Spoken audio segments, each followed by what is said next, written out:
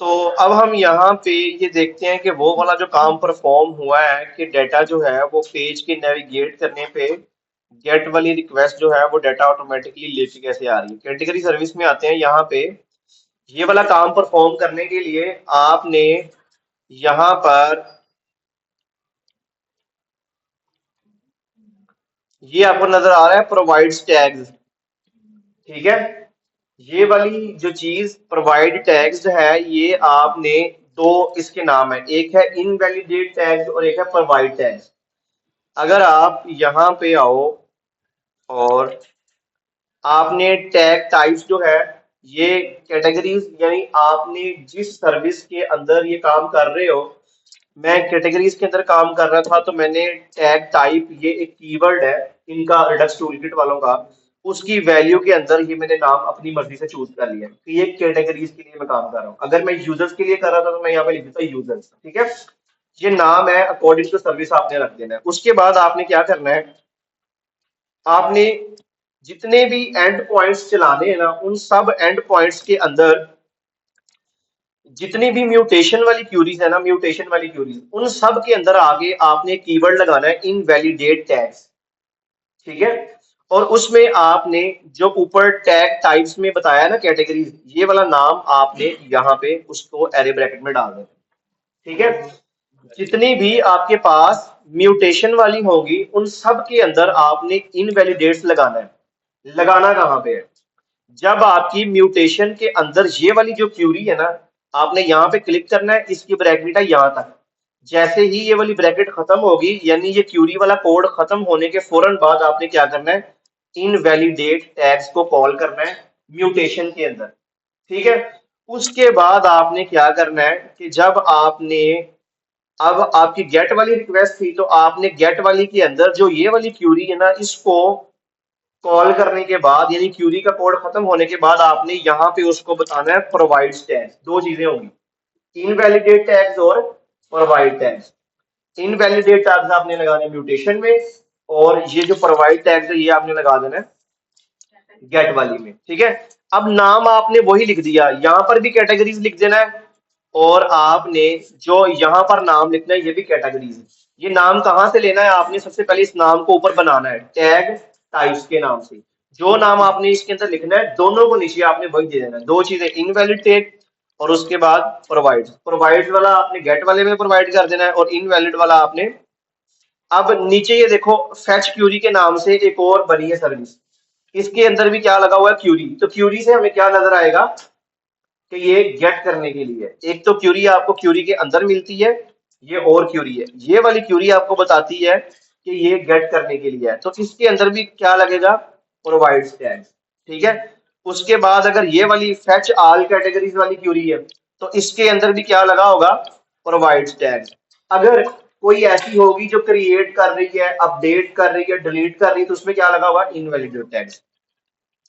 अब जैसे ये रैंडम कैटेगरी है, ये भी गेट करने के लिए, रैंडम कोई भी कैटेगरी गेट करने के लिए बनाया था, तो उसमें भी क्या लगा हुआ है, प्रोवाइड्स टैग। तो अगर ऊपर चले जाएं तो यहाँ पर डिलीट वाला है, डिलीट कैटेगरी, तो ये डिलीट है, इसमें म्यूटेशन लगा हुआ है, जिसमें म्यूटेशन लगा होगा वहां पे क्या कॉल कर देंगे, इनवैलिडेट टैग, ठीक है। आपकी ये वाली चीज क्या करेगी, जब भी आप अगर टैग टाइप्स डिफाइन कर दोगे और आप जब कोई चीज क्रिएट करने लगोगे, जब आपने कुछ क्रिएट करना है तो आपने उसे बता देना है इनवैलिडेट टैग, उसके अंदर आपने वो टाइप टैब जो नाम है वो बता देना उसको। अरे रिड्यूसर पाथ का नाम क्या है, वो भी डालना क्यों कर रहा है, मैं चला के देखता रिड्यूसर पाथ, ऊपर प्रेजेंट सब के ऊपर ये जो रिड्यूसर पाथ का नाम होता है ना, मैंने इसको यूज किया और चल रहा है।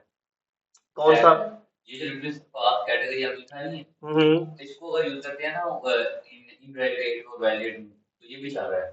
मतलब ये वाला ऐसा नाम यूज कर ले तो, हाँ कैटेगरीज की जगह जो आपने टैग टैग लिखा है उसके हो गया है। तो इसके साथ भी आ रहा है। हाँ इसके साथ भी आ रहा है, पहले मेरा नहीं था हो रहा, अब वो डाला तो हो रहा है। चलो ठीक है, वैसे मैंने उसको कभी ट्राई नहीं किया था, लेकिन इसके लिए वो रिडक्स की डॉक्यूमेंटेशन में मेंशन यही है कि आप पहले टैग टाइप्स डिफाइन करें फिर आप इसको यूज करें। तो उसका मुझे नहीं पता, मैंने कभी इसको यूज नहीं किया कि उसके साथ वो चलता है या नहीं।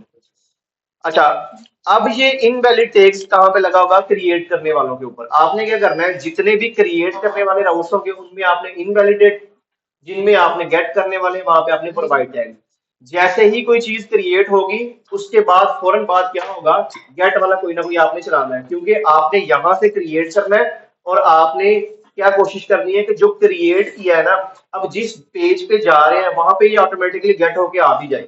ठीक है, उस काम को परफॉर्म करने के लिए रिडक्स टूलकिट कहता है कि आप ये वाला फॉर्मूला यूज करें। अब क्या होगा, जैसे ही मैं इस कैटेगरी को क्रिएट करने के लिए मैं यहाँ पे क्लिक करता हूँ, मैं जैसे ही कैटेगरी को क्रिएट करता हूँ वो दोबारा कहाँ पे जाता है, कैटेगरीज वाले पेज पे। जब वो कैटेगरीज वाले पेज पे जाता है ना, तो वो दोबारा क्यूरीज को चला देता है।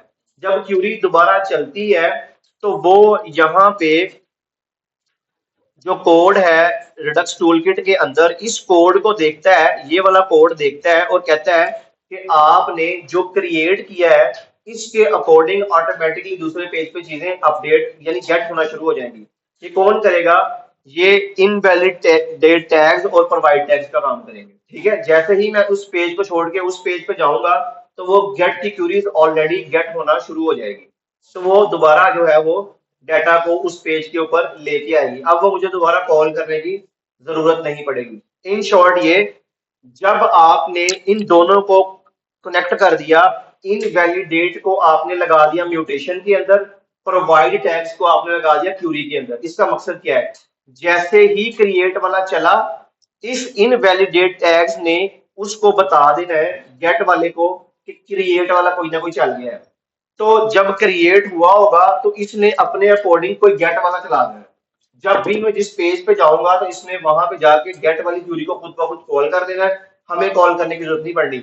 यानी ये दोनों आपस में जुड़ गए हैं। अब ये इनवैलिडेट जो है वो प्रोवाइड टैग्स को बताता है कि कोई क्रिएट वाला चला है। जब क्रिएट वाला चलता है ना, तो ये जुड़ इसलिए गया है, उसको पता है कि अब कोई ना कोई चीज क्रिएट हुई है तो पीछे से दोबारा गेट भी करनी है, तो वो गेट वाले को दोबारा चला देता है। तो ये काम इधर से क्रिएट हुआ उधर से ऑटोमेटिकली गेट, इधर से क्रिएट हुआ उधर से ऑटोमेटिकली गेट। ठीक है, ये वाला काम जो है, ये काम नॉर्मली इस सेंस में अगर ये यूज ना करें तो ऐसा होता नहीं है। क्या होता है, जब भी मैं कोई चीज वहां पे क्रिएट करूंगा, जब मैं उस पेज पे जाऊंगा ना तो मुझे पुराना रिजल्ट मिलेगा। जब मैं पेज रिफ्रेश करूंगा ना, पेज रिफ्रेश होगा, दोबारा सारा कोड चलेगा। जब दोबारा कोड चलेगा तो उसमें क्या होगा, वो क्यूरी चलेगी दोबारा। मैं आपको समझाता हूँ यहाँ पे। मैं यहाँ पे जब क्रिएट करता हूँ ना कोई चीज, जब मैंने यहाँ पे ये नाम लिख दिया, मैंने इसको क्रिएट करना है, जब मैंने सबमिट करना है ना, तो इसने मुझे नेविगेट करवाना, इसने मुझे नेविगेट करवाया। इसका मतलब ये है कि पेज रिफ्रेश नहीं हुआ। ठीक है, इसका मतलब है पेज रिफ्रेश नहीं हुआ। इसका मतलब अगर पेज रिफ्रेश नहीं हुआ तो सारा कोड जो है वो दोबारा नहीं चला। हाँ, ये पेज दोबारा नहीं चला, सारा कोड जो है दोबारा रीरेंडर नहीं हुआ। अगर सिंपल मैं आपसे ये कहूं कि अगर ये हमारे पास फ्रंट एंड का कोड है जो कि हम यहाँ पे कैटेगरीज पे, जैसे ही मैं इस पेज पे आता हूँ, फर्स्ट टाइम मैं इस पेज पे आया तो मुझे 6 कैटेगरीज मिल गई। ठीक है, उसके बाद मैंने ऊपर जो बटन है ऐड कैटेगरीज वाला, वहां पे क्लिक किया, मैं अगले पेज पे चला गया। मैंने वहां पे जाके कैटेगरी क्रिएट की, उसके बाद मैं दोबारा नेविगेट होकर इस पेज पे वापस आया। जब मैं दोबारा वापस आया ना तो ये पेज दोबारा रीड एंटर नहीं हुआ, यानी पेज रिफ्रेश नहीं हुआ। ये पेज अगर रिफ्रेश नहीं हुआ तो ये जो ऊपर क्यूरी लगी हुई है ना, ये वाली क्यूरी जो है, ये क्यूरी ये कब चलेगी, जब कोड दोबारा चलेगा। ठीक है, कोड तो दोबारा चला ही नहीं है, यानी पेज तो दोबारा चला ही नहीं है, तो फिर ये भी नहीं चलेगी। जब ये नहीं चलेगी, डाटा नहीं आएगा, तो फिर आपको क्या दिखेगा, पहले वाला डाटा जो सबसे पहले एक दफा आ गया था, बस वो। अब आपको क्या चाहिए, नया डाटा भी चाहिए। तो नया डाटा चाहिए तो लेके कौन आ रहा है, ये क्यूरी। इसका मतलब पेज चले या ना चले, ये क्यूरी चलनी चाहिए कि जैसे मैं इस पेज पे आऊं ये क्यूरी गेट करके दोबारा डाटा वापस मेरे पास लेके आए। यानी पेज तो रिफ्रेश हुआ नहीं, फिर इसको चलाने के लिए क्या काम करते हैं वो, वहां पे प्रोवाइड टैग्स और इनवैलिडेट, वहां पे पता चल जाता है कि जैसे ही क्रिएट वाली चली है ना, तो वो गेट वाली को मैसेज दे देता है कि तुमने अब दोबारा चलना है क्योंकि क्रिएट वाली चली है एक दफा, में भी कोई ना कोई चीज नहीं आई है इसमें। तो फिर दोबारा इसको कॉल करते हैं, आपको अपडेटेड डाटा मिल जाता है पेज को रिफ्रेश किए बगैर। ठीक है, अब देखो ना, जैसे ही मैं वहां से क्रिएट करके इस पेज पे आता हूं तो आपको नया रिकॉर्ड नीचे मिल रहा होता है, यानी चीज क्रिएट भी हो गई, पीछे से फैच भी हो गई, इधर रिकॉर्ड में आगे छप भी गई, जस्ट आप पेज शिफ्ट किए और आपको डाटा मिल गया। इससे रीडेबिलिटी भी बेहतर होती है, यूजर की लोडिंग और यूजर का जो वेट है वो भी कम होता है। ठीक है ना, यूजर एक पेज से जैसे नेविगेट करके दूसरे पेज पे आता है, उसको ऑलरेडी वहां पे कंटेंट मिलता है जो अभी भी उसने डेटाबेस में ऐड किया होता है। यही ब्यूटी है रिएक्ट की और रिडक्स की कि ये ज्यादा वेट नहीं करवाता, इसके अंदर इतनी लोडिंग टाइम्स बहुत कम है, लाइट वेट है, चीजों को जल्दी रिजॉल्व करता है। समझ आ रही है बातों की? ठीक है। अब हमने क्या करना है, अब हमने डिलीट वाला काम करना है, डिलीट करवा के देखते हैं कोई ना कोई। डिलीट करवाने के लिए इस बटन पे क्लिक करेंगे। जब आपको पता है ये जो सारी रोज प्रिंट हुई हैं, कोडिंग के स्ट्रक्चर को समझते होते हैं, जब ये जो सारा कोड प्रिंट हुआ है, ये एक लाइन से प्रिंट हुआ है। यहाँ पे अगर मैं आपको कोड दिखाऊं तो ये एक लाइन है जिसको हमने नीचे प्रिंट किया हुआ है। ठीक है, ये बॉडी के अंदर आके ये एक टीआर है, ये एक ही रो है ना। जब ये पहली दफा रो छपी और दूसरी दफा रो छपी, अपना अपना डाटा लेके आती रही, यानी अपनी अपनी आईडीज लेके आती रही। अगर आप इस पे गौर करें तो यहाँ पर जैसे जब सबसे पहले ये आई तो इसके अंदर कैटेगरी का जो नेम आया और कैटेगरी की जो आईडी आई वो इसकी अपनी थी। डेटाबेस में जब आप रिकॉर्ड देखने जाएंगे, मोबाइल वाला देखेंगे, तो मोबाइल के अंदर आपको चार चीजें मिलेगी, एक कैटेगरी का नेम, एक आईडी, एक क्रिएटेड ऐड और एक अपडेटेड ऐड। ठीक है, तो ये इसके अपने अपने होंगे। जब मैं इस पे क्लिक करूंगा ना डिलीट पे, तो इसका सारा डाटा मेरे पास होगा, इसका नेम भी होगा, इसकी आईडी भी होगी, इसका क्रिएटेड ऐड, इसका अपडेटेड ऐड। तो मैं यहाँ पे कहता हूँ कि जब मैं इस बटन पे क्लिक करूंगा,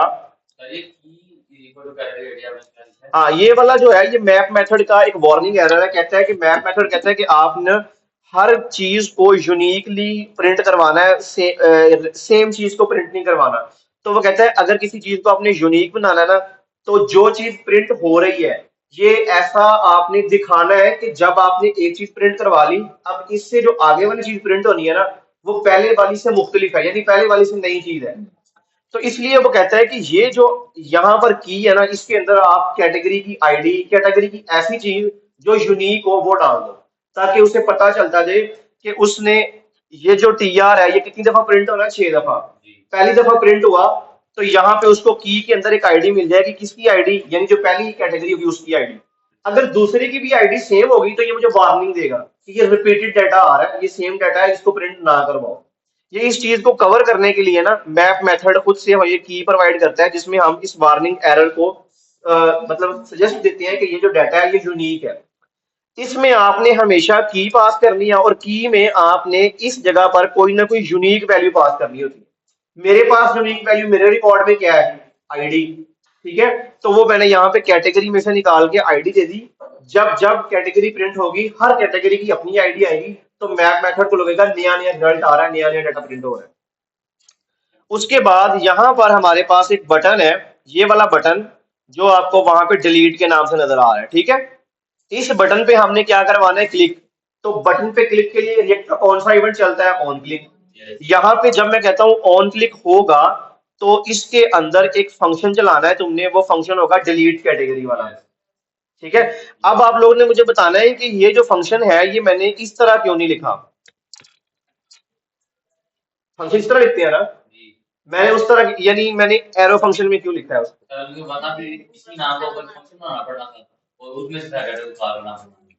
क्या करना पड़ना था, किसी नाम का इसको दोबारा कॉल करना पड़ना, इस फंक्शन को दोबारा ऊपर बना के कॉल करना पड़ना था। हमने एरो फंक्शन में डाला है कि सेम ही एक फंक्शन है, इसको दोबारा रिपीट जो रेपिडी जो उसका ना काम वो दोबारा ना हो, इसलिए नहीं ये तो नहीं था इसका काम।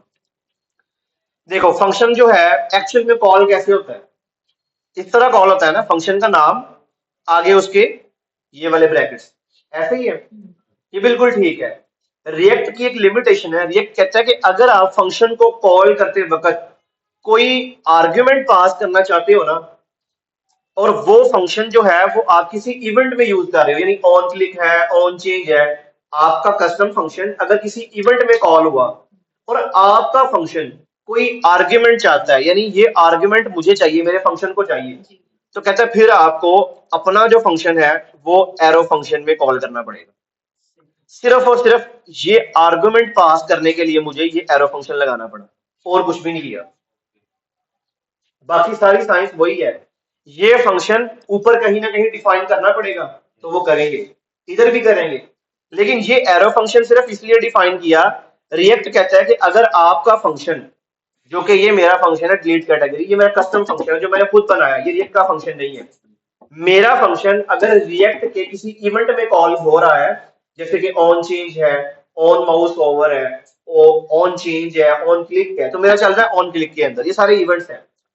कहता है अगर आपका फंक्शन किसी इवेंट में चले और आपके फंक्शन को अगर कोई आर्ग्यूमेंट चाहिए, ये वाला, तो आपके फंक्शन को जो है वो एरो फंक्शन में चलना होगा। अगर मैं इसको इस तरह चला दूंगा ऐसे, अब ये जो मैं यहां से आईडी पास दे रहा हूं ना अपने इस फंक्शन को एज आर्ग्यूमेंट, ये ऊपर नहीं जाएगी।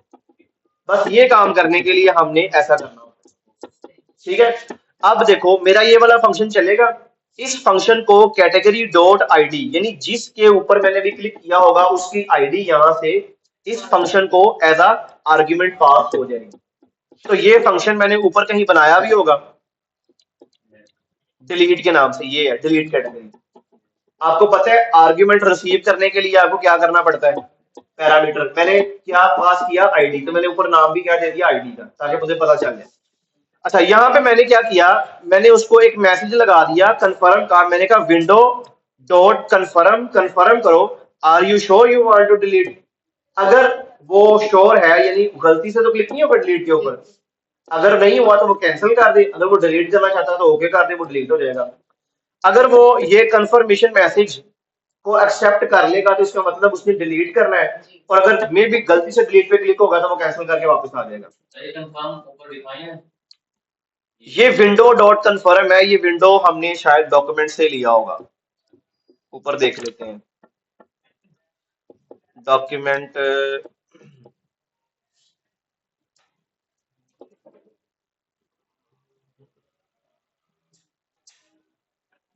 जैसे अलर्ट है उसका नाम है।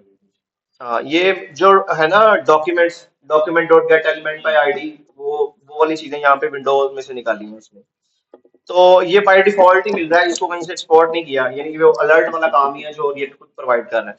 विंडो डॉट कन्फर्म, उसके अंदर ये अलर्ट मैसेज दे देगा, तो मैसेज में ये आ जाएगा, तो उसके बाद हमें क्या मिलेगा, इफ अगर हमने ये कन्फर्म की वैल्यू ओके कर दी, ट्रू हो गई, तो उसने उससे आगे ये वाली जो है वो फंक्शन कॉल कर दे, ठीक है। तो अब हम इसके ऊपर क्लिक करके भी देख लेते हैं। तो हमारे पास यहाँ पे पेज को कर लेते हैं रिफ्रेश।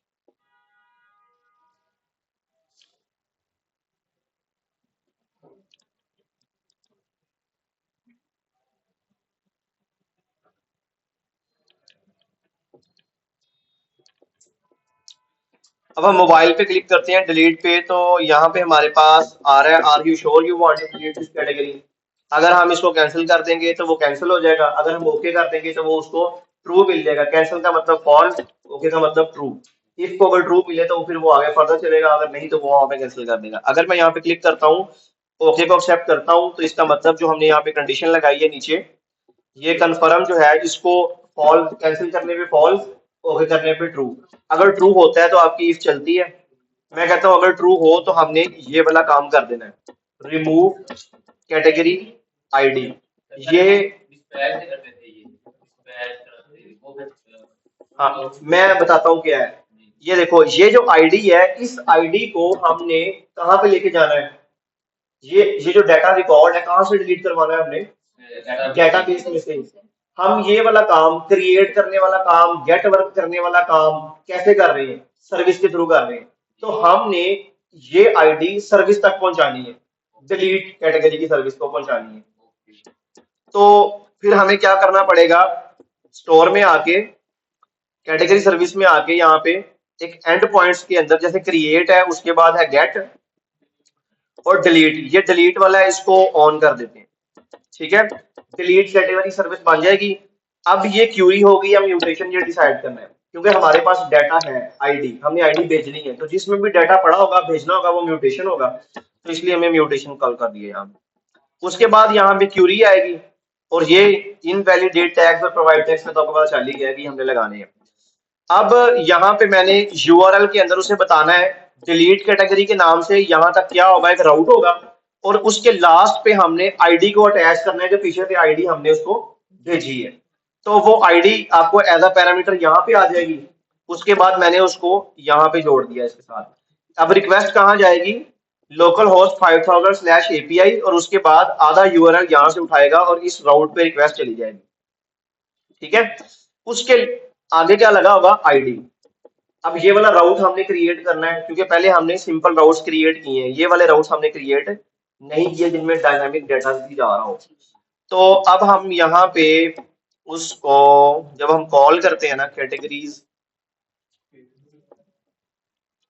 इसको एक्सपोर्ट करवा देते हैं, ये एक्सपोर्ट है, हम यहाँ पे इसको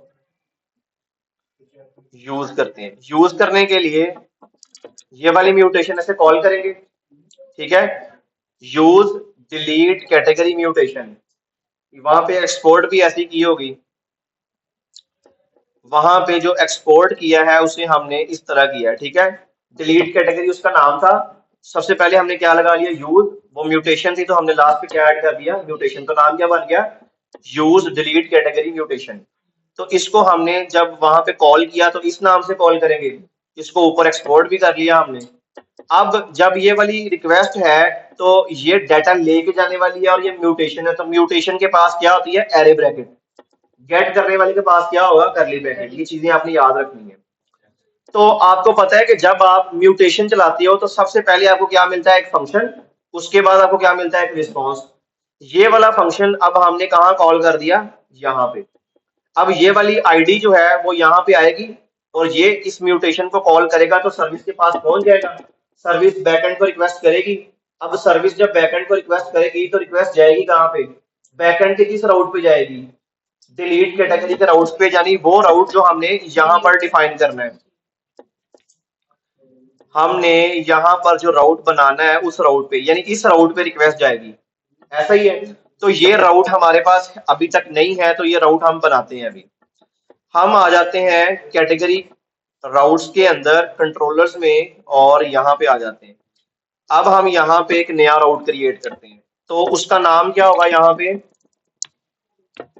डिलीट कैटेगरी, और अब हमने इसके आगे एक आईडी भी लेनी है, याद हो अगर आपको, मैंने वहां पर राउट में क्या ऐड किया है डिलीट कैटेगरी और स्लैश, उसके बाद वो आईडी जो हम पीछे से लेके आ रहे हैं वो साथ अटैच कर दी कि ये आईडी है, ये डाटा जिसको डिलीट करने की कोशिश की जा रही है, तो वो हमने यहाँ पर इसके साथ अटैच करनी है। उसको अटैच करने के लिए आपने यहाँ पर बैकएंड के अंदर ये कॉलम लगाने होते हैं, ठीक है।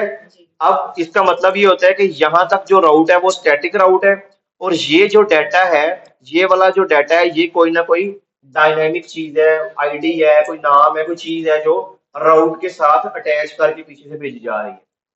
डिलीट कैटेगरी तक वो रिक्वेस्ट भेजेगा और इस चीज को वो कहेगा कि ये राउट का पाथ का जो है वो हिस्सा बन गया है, लेकिन ये कोई ना कोई डाटा हो सकता है, ये कोई इंफॉर्मेशन हो सकती है जो राउट के साथ लग के आ रही है, जैसे हम आईडी भेज रहे हैं।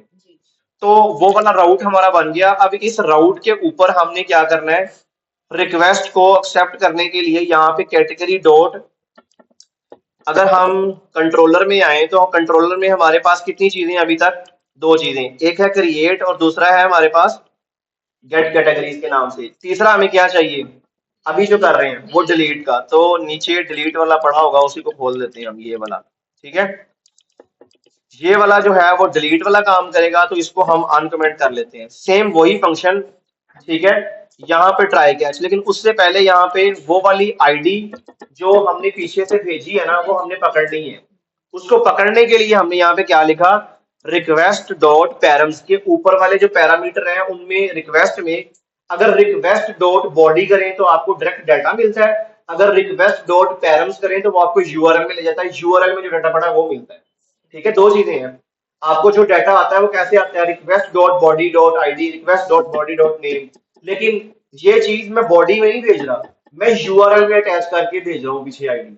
तो यूआरएल में से आईडी निकालनी है, यूआरएल में से आईडी निकालने के लिए हमारे पास रिक्वेस्ट डॉट पैरम्स, पैरामीटर में से ये वाली चीज निकाल लो आईडी।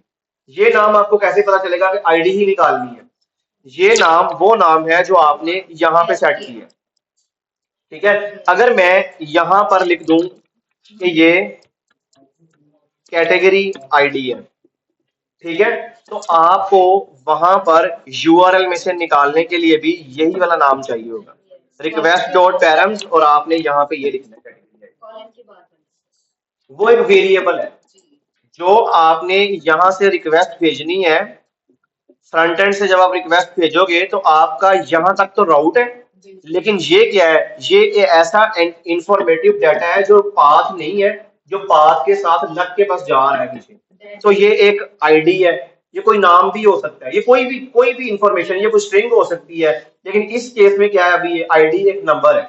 ठीक है, तो ये जा कहाँ रहा है, बैकएंड के राउट के साथ लग के। बॉडी वाला डाटा कहाँ जाता है, अगर मैं यहाँ पर बॉडी लिखता, उसमें अगर मैं ये वाला काम करता, फिर मुझे पता चलता है कि ये वाला डाटा जो है वो नीचे बॉडी में जा रहा होता। अगर हम यहाँ पे लिखें बॉडी और ऊपर से जो आईडी आ रही है वो मैं यहाँ पे लिख दूं अब क्या होगा, अब जो रिक्वेस्ट है वो आपकी सिर्फ और सिर्फ यहाँ से ऐसे गई डिलीट कैटेगरी के ऊपर। ठीक है, और वहां पे आपको बॉडी के अंदर क्या मिलेगी, आईडी मिलेगी। अब जब रिक्वेस्ट जाएगी डिलीट कैटेगरी वाले फंक्शन के पास, राउट के पास, तो आप यहाँ पे आओगे तो आपको रिक्वेस्ट डॉट पेरेंट्स नहीं करना, आपको क्या करना है, रिक्वेस्ट डॉट बॉडी, तो उसमें से आपको क्या मिलेगा, आईडी। सेम इसी तरह अब हम क्या कर रहे हैं, अब हम कह रहे हैं कि हमारे पास बॉडी नहीं है, हम वो जो आईडी है उसको हम यूआरएल के साथ अटैच करके पीछे भेज रहे हैं। तो अब यूआरएल में से निकालने के लिए पीछे रिक्वेस्ट डॉट बॉडी नहीं है, रिक्वेस्ट डॉट पेरेंट्स होगा। ठीक है, तो वो जो रिक्वेस्ट डॉट पैरम्स है, वो कैसे पता चलेगा कि रिक्वेस्ट डॉट पैरम्स में से किस नाम से हमने वो आईडी निकालनी है, वो नाम हम बैकएंड पे उस राउट के साथ जो लिखते हैं वो नाम होता है। अब यहां से आईडी चली गई, ये आईडी यहाँ पे हमें बैकएंड के राउट तक आएगी, और इस राउट में हमारे पास जो आपने ये नाम लिखना है ना, इस नाम में आपको वो डाटा मिल जाएगा। यहां तक तो आपकी रिक्वेस्ट आएगी।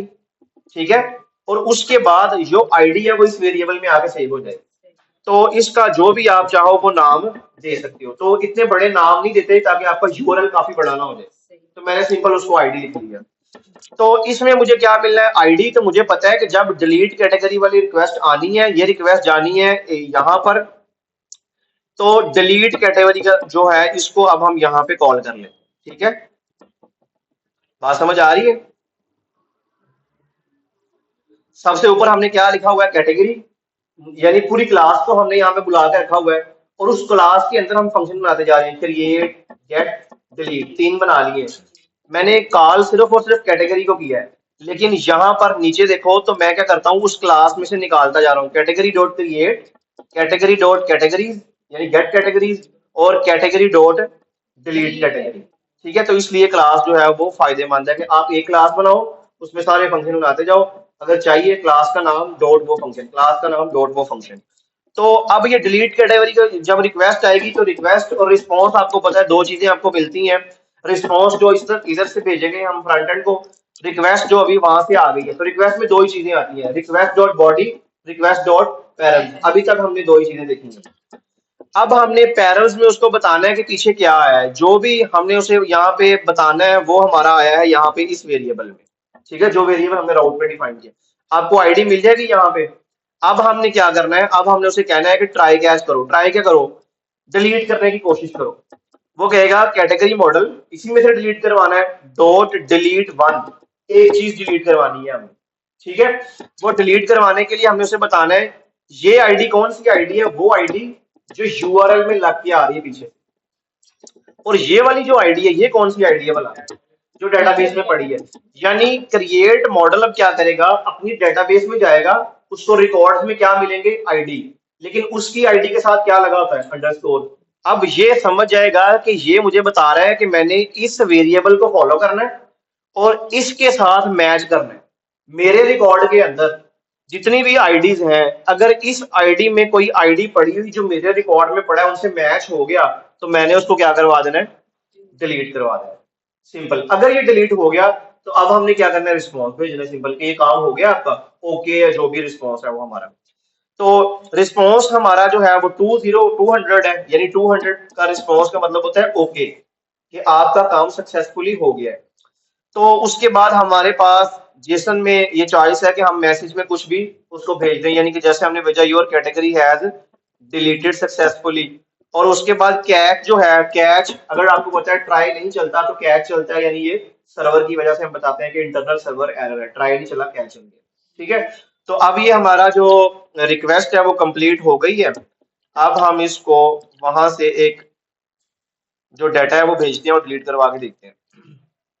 चलिए भी मल्टीपल कराना हम डिलीट तो वो चेकबॉक्स लगाने पड़ते हैं ना कि वो चेक करके डिलीट करवाना है कुछ मल्टीपल हाँ, वो कराना चेक बॉक्सेस लगा के फिर आपको एक ऑब्जेक्ट बनाना पड़ेगा, उन सब की आईडीज उस ऑब्जेक्ट में देनी पड़ेगी, जी फिर आईडीज वाला ऑब्जेक्ट पीछे भेजना पड़ेगा, ये आईडीज आई हैं डेटाबेस में से फाइंड करो, फिर आप फाइंड नहीं लगाएंगे, फिर आप करेंगे यहाँ पे मैंने लगाया ना डिलीट वन, फिर आप यहाँ पे सिर्फ और सिर्फ डिलीट लिख देंगे और यहाँ पे क्या बता देंगे कि ये जो ऑब्जेक्ट आया है इसमें आईडीज पड़ी होगी काफी ज्यादा, 5-6, वो सारी मैच करो, जो जो मैच होती जाएगी उसको डिलीट करते जाओ, वो सारी डिलीट कर देगा।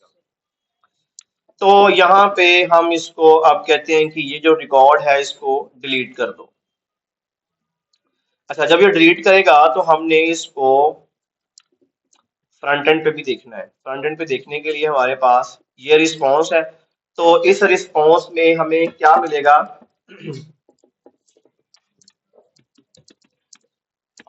इसको कंसोल करवा लेते हैं डिलीट रिस्पॉन्स के नाम से।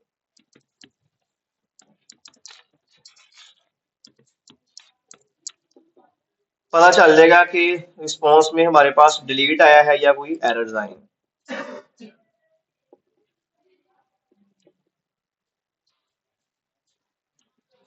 इसको हम इंस्पेक्ट करते हैं।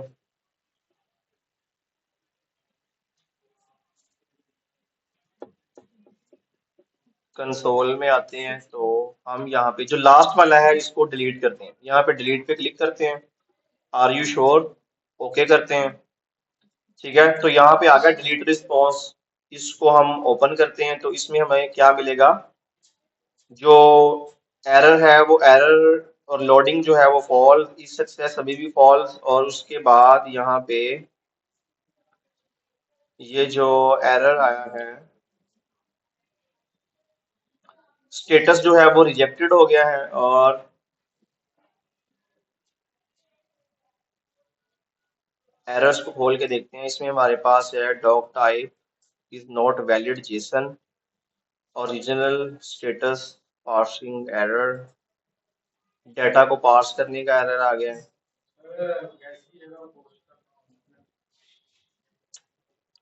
हमने रिक्वेस्ट चेंज की थी, राउट में मेरे ख्याल से कोई इशू होगा हमारा। कहाँ पे है बैकएंड,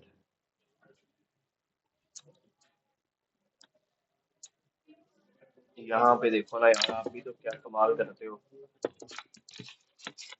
डिलीट की रिक्वेस्ट है ना।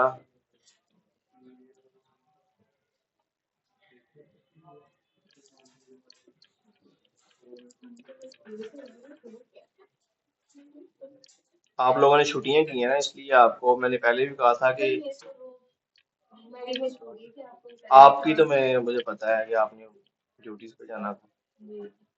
अच्छा, अब रिक्वेस्ट भेजते हैं इसको डिलीट की,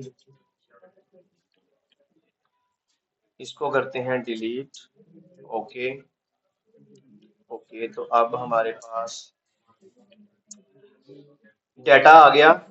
ठीक है, डाटा में मैसेज किया है your category has deleted successfully, और इसका जो इस सक्सेस है वो भी ट्रू है और जो स्टेटस है वो फुलफिल्ड है, तो इसका मतलब है रिक्वेस्ट चल गई है, डाटा डिलीट हुआ होगा। अगर ये डिलीट हुआ है तो यहाँ पे नहीं मिलना चाहिए, तो नहीं मिल रहा, तो वो डाटा जो है हमारे रिकॉर्ड से गायब हो गया। ठीक है, बात समझ आई डिलीट वाला कैसे हुआ है। जस्ट आपने आईडी भेजी है, ये वाली आईडी जो है यहाँ पे आप बॉडी में भी भेज सकते हो और आप यूआरएल में भी भेज सकते हो। नॉर्मली ऐसा काम बॉडी में नहीं भेजा जाता, क्यों, बॉडी में अगर आप भेजोगे तो आपको ऐसा फील करवाना है कि आप कोई चीज क्रिएट करने की कोशिश कर रहे हो, आपके पास डाटा है, आप पीछे भेज रहे हो। तो बॉडी में ऐसी चीजें जिनको आपने अपडेट करवाना है या डिलीट करवाना है सिंपल, तो उनको आपने बॉडी में इस तरह आईडीज नहीं भेजनी। डिलीट करवाना है सिंपल, तो उसके लिए यूआरएल में अटैच कर दो उसको, पीछे से उसको रिक्वेस्ट डॉट पैरम में से निकाल लो एंड दैट्स इट। जरूरी है आपने उसको बॉडी में भेज के रिक्वेस्ट डॉट बॉडी में से निकाल के, वो वैसे भी जाएगा।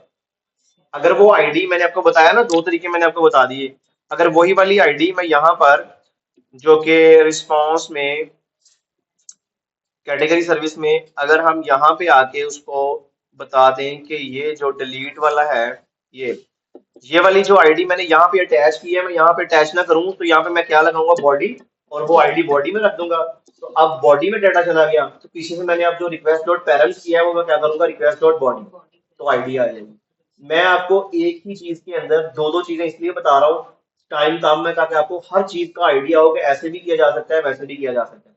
अगर आप ऐसे करोगे ऐसे भी हो जाएगा, आईडी के साथ करोगे, बॉडी के साथ करोगे तब भी हो जाएगा। अगर आप ऐसा करना चाहती हो तो ऐसे भी हो जाएगा, लेकिन प्रोफेशनली ऐसे किया जाता है, प्रोफेशनल कौन सा सर, ये जो ये आप वाला, करा रहे हो? ठीक है। यानी सिर्फ और सिर्फ आपने किसी चीज को डेटाबेस में डिलीट करवाना है, आपके पास कोई डाटा नहीं है जो फर्दर आपने भेजना है, ये काम करने के लिए आपको बॉडी नहीं चाहिए। आप जो चीज डिलीट करवानी है यूआरएल में अटैच करो, पीछे से जाके पैरामीटर से निकाल के उसको डिलीट करवा दो, ठीक है। तो अब अपडेट वाला काम कौन कौन कर सकता है, अपडेट वाला काम कर लेंगे? कोड अनकमेंट कर लेंगे। कैसे करोगे, कोई बताएगा आप में से? कोड अनकमेंट कर लेंगे। नहीं, वो कोड अनकमेंट, चलो कोड अनकमेंट करके भी कर लो। कौन कौन करके लेके आएगा कोड अनकमेंट करके, फिर उसको समझना भी है, कोड अनकमेंट करके उसको समझना भी है। ये डन हो गया। सेम